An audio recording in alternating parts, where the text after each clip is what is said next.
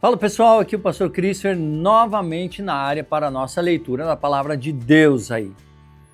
Dia 123, que bom que você está aí, fico muito feliz. Eu sou o pastor Christopher, estou nessa jornada pessoal de leitura, não só leitura da palavra de Deus, mas leitura em voz alta, que tem ajudado muito a memorizar algumas coisas, né?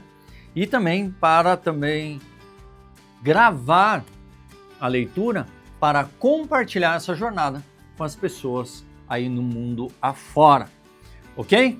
Estou fazendo aí nessa leitura na NVT, eu quero trocar ainda, estou esperando uma oportunidade de fazer isso para ir para NA, a nova Almeida atualizada, que é a tradução que a gente mais usa aqui como pastores na igreja.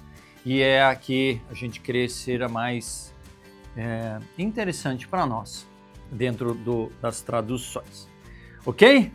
Então, quero dizer para vocês que estamos aí prontos para a nossa leitura de hoje. Então, bora junto comigo!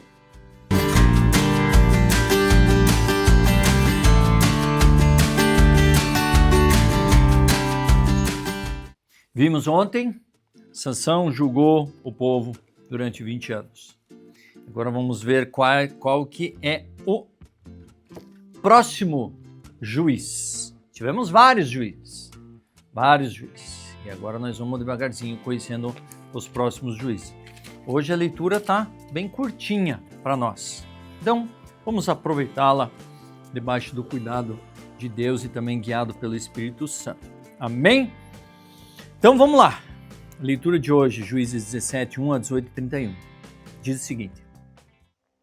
Havia um homem chamado Mica, que vivia na região montanhosa de Efraim. Certo dia disse à sua mãe, eu a ouvi amaldiçoar a pessoa que roubou suas 1.100 peças de prata. Na verdade, fui eu quem roubou essa prata, ela está comigo. O Senhor o abençoe, meu filho, respondeu a mãe. Ele devolveu a prata e ela disse, dedico solenemente essas peças de prata ao Senhor, em favor de meu filho. Mandarei fazer uma imagem esculpida e um ídolo de metal.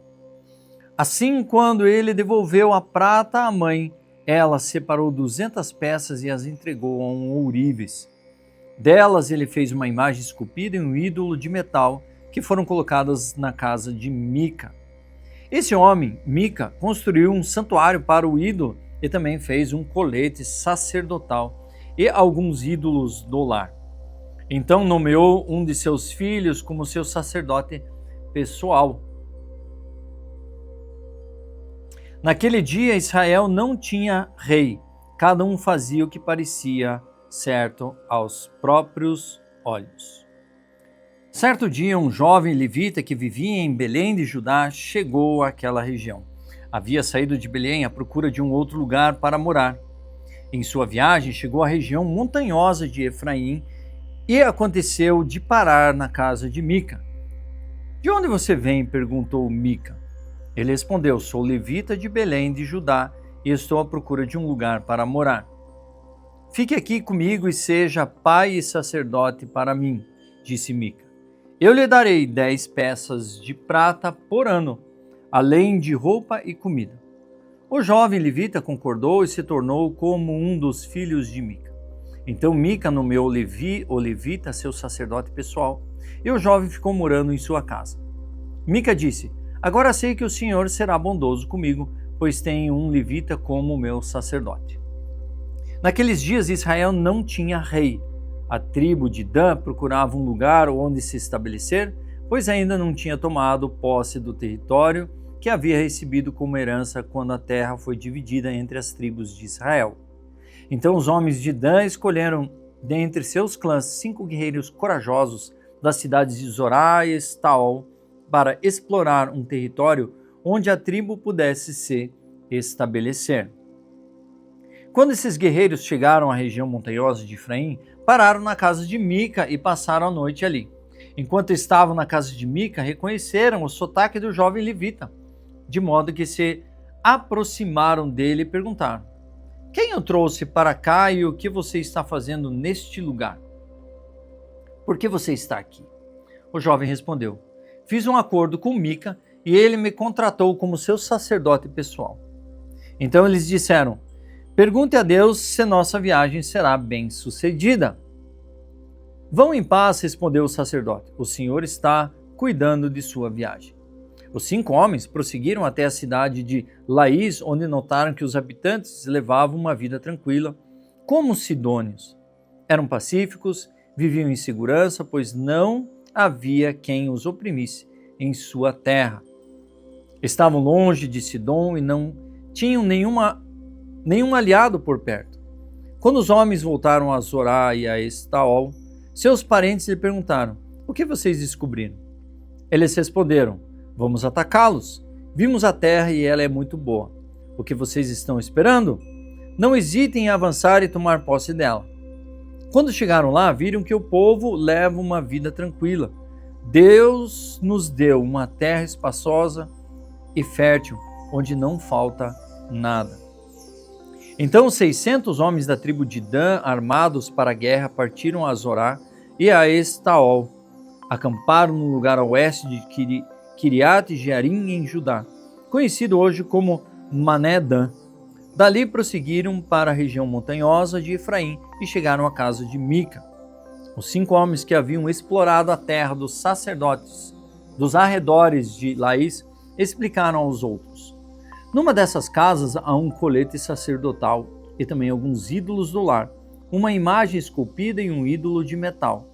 O que vocês acham que devem fazer? Os 5 homens saíram da estrada principal e foram à casa de Mica, onde morava o jovem levita, e o saudaram. Os 600 guerreiros armados da tribo de Dan ficaram à entrada da porta, e os 5 espiões entraram no santuário e removeram a imagem esculpida, o colete sacerdotal, os ídolos do lar e o ídolo de metal. Enquanto isso, o sacerdote ficou junto à porta com os 600 guerreiros armados. Quando o sacerdote viu que os homens estavam levando todos os objetos sagrados do santuário de Mica, respondeu: o que vocês estão fazendo? Fique quieto e venha conosco, responderam. Seja nosso pai e sacerdote. Não é melhor ser sacerdote de uma tribo inteira e de um clã de Israel do que da casa de um só homem? O jovem sacerdote aceitou de bom agrado acompanhá-los. Pegou o colete sacerdotal e os ídolos do lar e a imagem esculpida e se uniu a eles. Então deram a volta, colocaram as crianças, o gado, os bens na frente do grupo e partiram. Quando os membros da tribo de Dan estavam longe da casa de Mica, ele e seus vizinhos ficaram atrás deles. Gritavam para os homens de Dan e se voltaram e disseram a Mica: qual o problema? Por que você convocou esses homens para nos perseguir?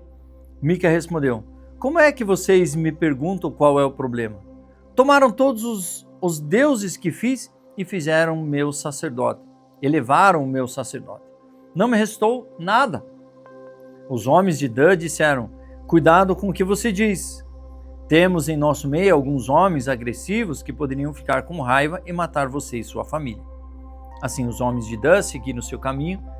Quando Mica viu que eram numerosos demais para atacá-los, deu meia volta e foi para casa. Então os homens de Dan levaram os ídolos de Mica e seu sacerdote. Chegaram à cidade de Laís, cujo povo era pacífico e viviam em segurança. Mataram a espada os habitantes e queimaram a cidade. Não havia ninguém que livrasse os habitantes da cidade, pois estavam longe de Sidom e não tinham nenhum aliado por perto. Isso aconteceu no vale de Bet-Reob. Então o povo da tribo de Dan reconstruiu a cidade e passou a habitar nela. Mudaram seu nome para Dan, em homenagem ao antepassado deles, o filho de Jacó. Antes disso, a cidade se chamava Laís. Levantaram ali a imagem esculpida e nomearam Jonatas, filho de Gerson, filho de Moisés, como seu sacerdote. Os descendentes de Jonatas serviram como sacerdotes da tribo de Dan até a época do exílio. Assim, a tribo de Dan adorou a imagem esculpida de Mica durante todo o tempo em que a casa de Deus permaneceu em Siló. Historinha um tanto incômoda, sempre tem idolatria no meio. Desculpa. João 3, 1, 21. Havia um fariseu chamado Nicodemos, líder religioso entre os judeus. Certa noite veio falar com Jesus e disse: Rabi, todos nós sabemos que Deus enviou o Senhor para nos ensinar. Seus sinais são prova de que Deus está com o Senhor. Jesus respondeu: Eu lhe digo a verdade. Quem não nascer de novo não verá o reino de Deus.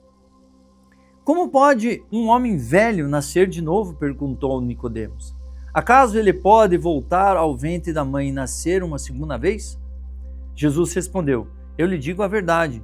Ninguém pode entrar no reino de Deus sem nascer da água e do Espírito. Os seres humanos podem gerar apenas vida humana, mas o Espírito dá à luz a vida espiritual. Portanto, não se surpreenda quando eu digo: é necessário nascer de novo. O vento sopra onde quer. Assim como você ouve o vento, mas não é capaz de dizer de onde ele vem, nem para onde vai.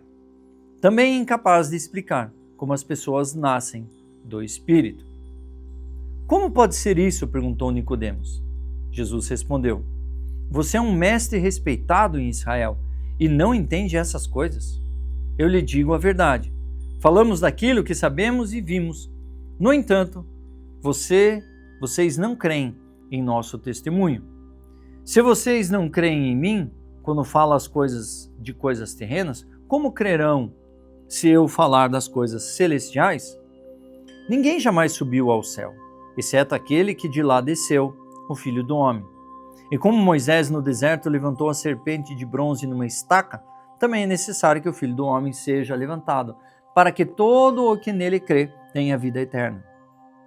Porque Deus amou tanto o mundo que deu seu Filho único, para que todo que nele crê não pereça, mas tenha a vida eterna. Deus enviou seu Filho ao mundo não para condenar o mundo, mas para salvá-lo por meio dele. Não há condenação alguma para quem crê nele, mas quem não crê nele já está condenado por não crer no Filho único de Deus. E a condenação se baseia nisto: a luz de Deus veio ao mundo, mas as pessoas amaram mais a escuridão que a luz, porque seus atos eram maus. Quem pratica o mal odeia a luz e não se aproxima dela, pois teme que seus pecados sejam expostos. Mas quem pratica a verdade se aproxima da luz, para que outros vejam o que ele faz à vontade de Deus. Salmo 104, de 1 a 23. Todo meu ser louve ao Senhor. Ó Senhor, meu Deus, como és grandioso! Estás vestido de glória e majestade, envolto num manto de luz. Estendes a cortina estrelada dos céus, põe as vigas da tua casa nas nuvens da chuva. Fazes nas nuvens o teu carro de combate, cavalgas nas asas do vento. Os ventos são teus mensageiros e as chamas de fogo teus servos. Firmastes o mundo sobre seus alicerces para que jamais seja abalado. Vestiste a terra com torrentes de água, com águas que cobriu até os montes. Por tua ordem as águas fugiram, ao som do teu trovão saíram correndo. Montes se ergueram e vales afundaram ao nível que tu decretaste. Estabeleceste um limite para as águas, para que nunca mais cobrissem a terra. Fazes as fontes derramarem água nos vales e os riachos correm entre os montes. Todos os animais bebem dessa água e os jumentos selvagens matam a sede. As aves fazem ninhos junto aos riachos e cantam entre os ramos das árvores. De sua habitação celeste envias chuvas sobre os montes e enches a terra com o fruto do teu trabalho. Fazes os pastos crescerem para os animais e as plantas para as pessoas cultivarem. Permites que da terra colham seus alimentos, vinho para alegrar o coração, azeite para fazer brilhar a pele, pão para dar forças. As árvores do Senhor são bem cuidadas, os cedros do Líbano que ele plantou, nelas as aves fazem seus ninhos, nos ciprestes as cegonhas têm seu lar. No alto dos montes vivem as cabras selvagens, nas rochas se escondem os coelhos silvestres. Fizeste a lua para marcar as estações e o sol sabe a hora de se pôr. Envias a escuridão e se faz noite, quando vagueiam os animais do bosque. Os leões jovens rugem por sua presa, saem à procura do alimento que Deus lhes provê. Ao amanhecer, eles se recolhem, voltam à toca para descansar. Então as pessoas saem para o serviço, onde trabalham até o entardecer. Provérbios 14, 20 e 21. Os pobres são desprezados pelos vizinhos, enquanto os ricos têm muitos amigos. É pecado desprezar o próximo. Feliz o que ajuda os pobres. Feliz é aquele que ajuda os pobres. Porque Jesus falou, os pobres e as viúvas, vocês terão sempre no meio de vocês. E vocês precisam cuidar deles. Ok? Estamos aí, finalizando a nossa leitura. Essa parte em que Jesus conversa com Nicodemos é fantástico. Se você tem a oportunidade, assista essa conversa. No The Chosen, eles fazem de uma forma bem legal e bem emocionante. Que até o ator testemunho falou que ele se constrangeu muito sobre essa conversa. O ator que faz Nicodemos não é cristão, mas ele mexeu muito com ele. Esse relato, na hora que eles ensinaram esse trecho. E realmente, se nós pensarmos com a cabeça, nós nunca vamos entender isso. Por isso nós precisamos entender com o Espírito. Ok? Eu sou o pastor Christopher. Terminamos nossa leitura de dia 123. Dá um like, inscreva no canal, ative o sininho para não perder todas as notificações, todas as leituras. Compartilhe com os amigos para fazer parte dessa família que ama ler a palavra de Deus. E eu vejo vocês no dia de amanhã.